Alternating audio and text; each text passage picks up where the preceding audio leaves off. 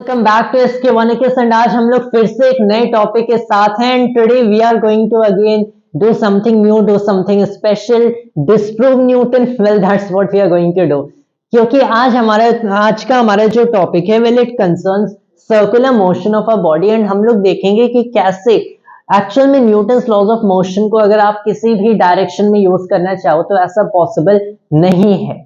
And why are we even shooting this video? Well I want to show you कि Newton's laws of motion जब आप use करना चाहते हो तो force and acceleration, so you have all these quantities, right? It's not कि आपने बस अपना डिफरेंशियल इक्वेशन लिख दिया and you are solving the differential equation and you are solving, you are getting your solution. So despite being a mathematician, well, you can do physics or even classical mechanics. It's like no, you can't. And why can't you do that? क्योंकि जो typical approach होगा, अगर हम एक second law of motion जैसा differential equation देखें तो हम लोग ऐसा भी सोच सकते हैं मैथमेटिशियन के पर्सपेक्टिव से कि ये तो हमारा एक डिफरेंशियल इक्वेशन है. Well we could use that kind of solution and that kind of solution method. हमें सॉल्व करना आता है differential equations. We can solve this equation. So here's the catch.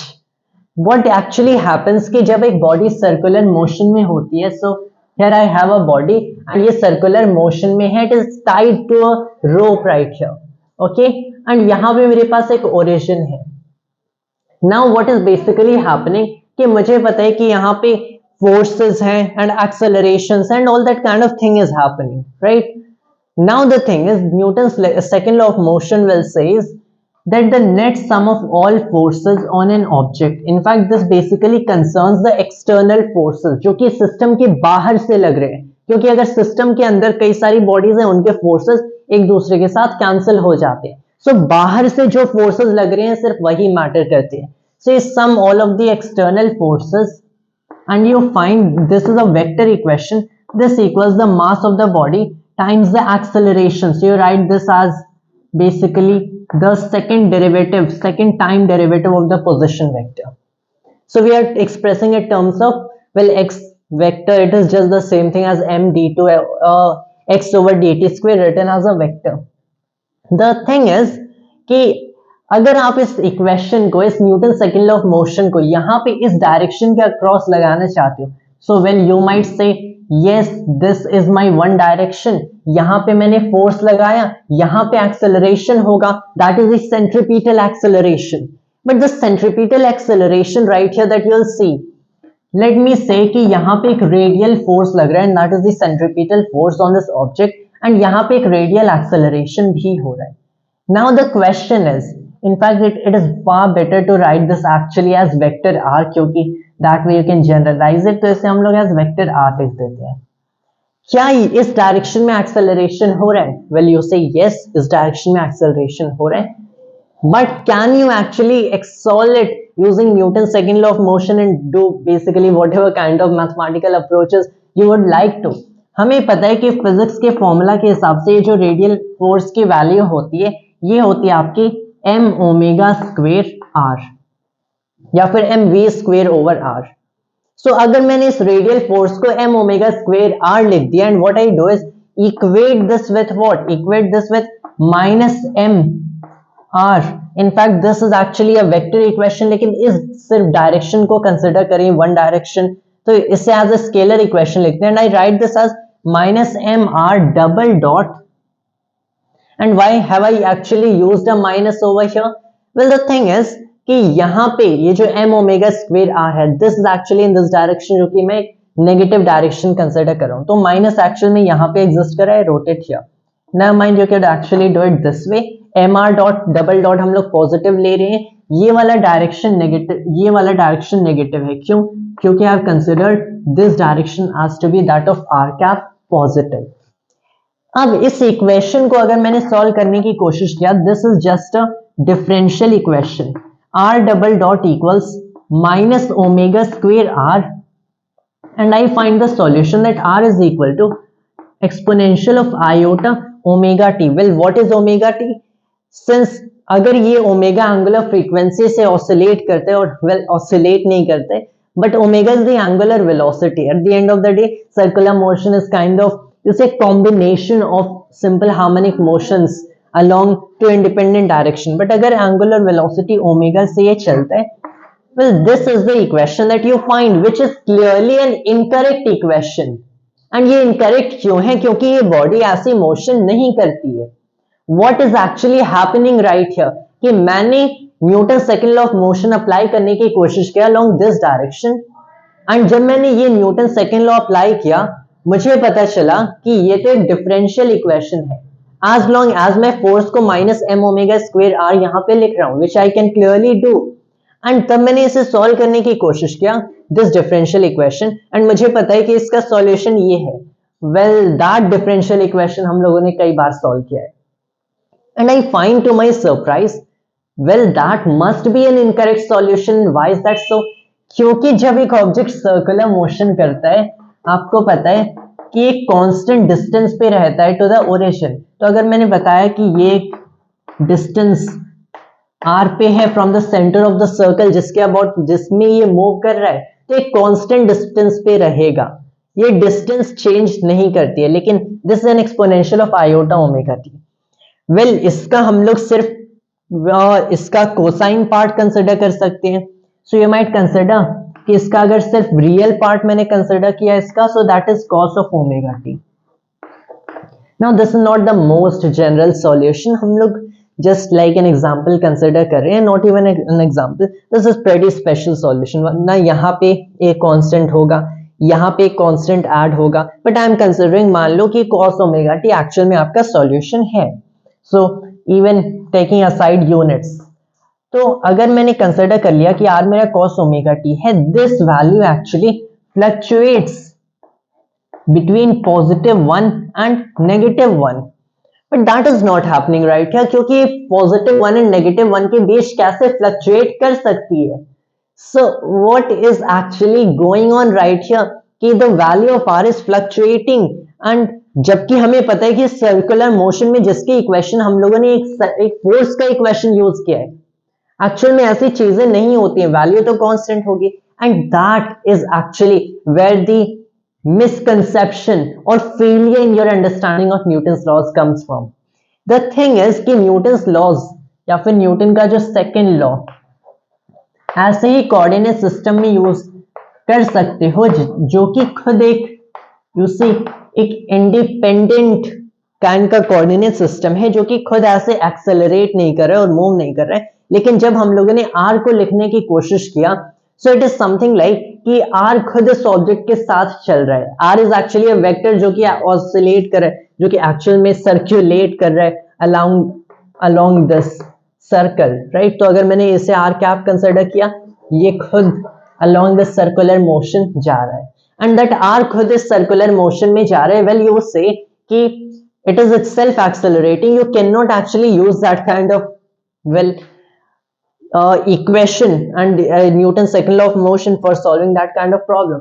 आपको एक ऐसा कोऑर्डिनेट सिस्टम कंसिडर करने, कुछ ऐसे कोऑर्डिनेट्स कंसिडर करने जो कि ऐसे मूव नहीं करते हैं, जो कि इस ऑब्जेक्ट के मोशन के इंडिपेंडेंट होते हैं, एंड उस कोऑर्डिनेट सिस्टम से इस ऑब्जेक्ट को देखा जाता है. This is why most of the time when you consider x, y and z the Cartesian coordinate plane, the reason is कि इसे मान लिया जाता है कि ये इस ऑब्जेक्ट के मोशन के इंडिपेंडेंट है या फिर उसके एक्सेलरेशन के इंडिपेंडेंट है.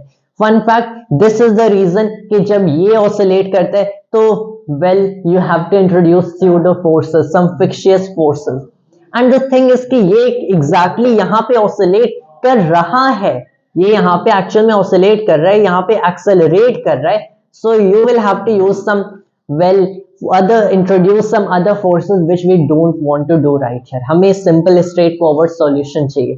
This is the reason कि ये जो हम लोग solution कर रहे हैं ये गलत है.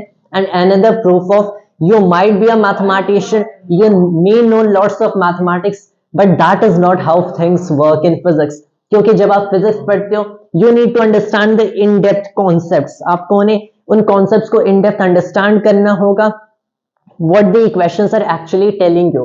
On the other hand, if you are maybe a mathematician or anyone who loves mathematics a lot, no offense, but things don't work that way in physics. Or you will again express this as a differential equation and solve the differential equation and find the solution which is completely incorrect solution without understanding कि यहाँ पे since ये coordinate system खुद इस object के motion के साथ accelerate कर रहा है, ये हमारा न्यूटनियन मैकेनिक्स के लिए एक वैलिड कोऑर्डिनेट सिस्टम नहीं है। यही अगर लैग्रांजियन मैकेनिक्स में कंसिडर किया होता, there is no problem in that. Lagrangian mechanics में इस कोऑर्डिनेट सिस्टम के साथ, in fact that is you have freedom in Lagrangian mechanics to consider whatever the hell coordinate system you want to consider, and the equations won't complain, क्योंकि equation में खुद basically इसीलिए generalised coordinate का introduction होता है, so you can use whatever coordinate you want to and you can still find the solution, the completely correct solution. वहां पे तो फोर्सेस ऑफ कंस्ट्रेंट की भी डिस्कशन नहीं करनी पड़ेगी, but in Newtonian mechanics you have to consider that. So again, what's the solution? How do you actually get circular motion out of this? Very straightforward. You break the forces into two components. And why do you do so? क्योंकि आपने इन्हें again Cartesian plane में introduce कर दिया, and you leave these polar coordinates or leave this kind of r that you consider here, and any theta which is basically omega t for time instant t that you consider here, and you say क्योंकि ये खुद accelerate करे, you can't do that, and you break it in two components. Say well this is an angle theta, मतलब ये force का जो x component होगा, इसका जो x कंपोनेंट होगा, this value you can say would be r cos theta, sorry this f r cos theta, right? In fact एक minus यहाँ पे इंट्रोड्यूस कर देते हैं, similarly f of y will be minus f r sin theta, and you can clearly see that when you square and add them up, you are still getting fr, right? So what you see now is that f of x can be written as minus m omega square r cos theta, and f of y can be written as minus m omega square r sin theta. And now you can basically use the same equations again, लेकिन अब x and y के लिए independent directions लिख रहे हैं, तो पहला the force along this minus m omega square r well cos theta can be written as m the mass of object times the well acceleration along x direction, you cancel out m, आपको पता चला कि ये r cos theta, तो आप actual में the x coordinate of this particle लिख सकते हो। Why is that so? क्योंकि ऐसे सिस्टम में you have studied, everyone has studied कि x जो होता है वो तो r cos theta होता है, and y होता है ये तो r sin theta होता है, just resolving of this particular thing in components, right? ये तो आपने वेक्टर्स में भी पढ़ा होगा।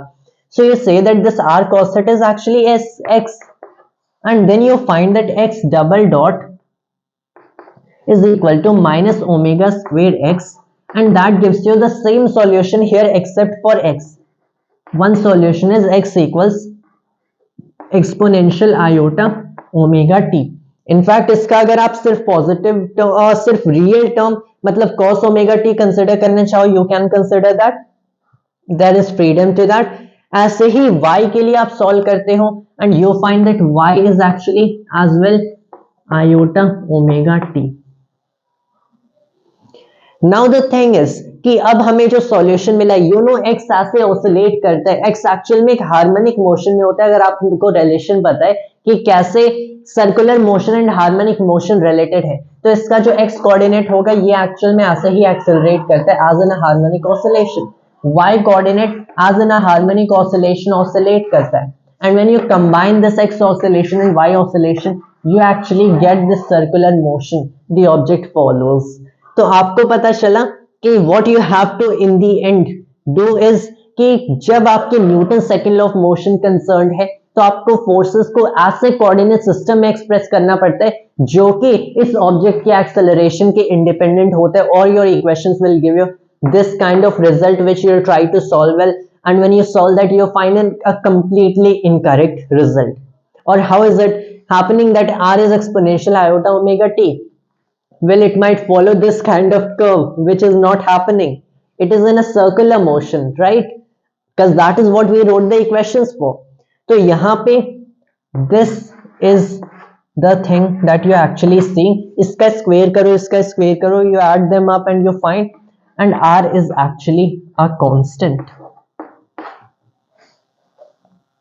So that is one concept that we learn from this video, is when you have to use Newton's second law of motion, and if you want to use, well, how do you want to use it? किसी भी system में use कर सकते हो, but you need to understand the concept behind it properly to actually use Newton's second law of motion in all these coordinate systems. And that was all for today's video of mine, and thanks to all of us.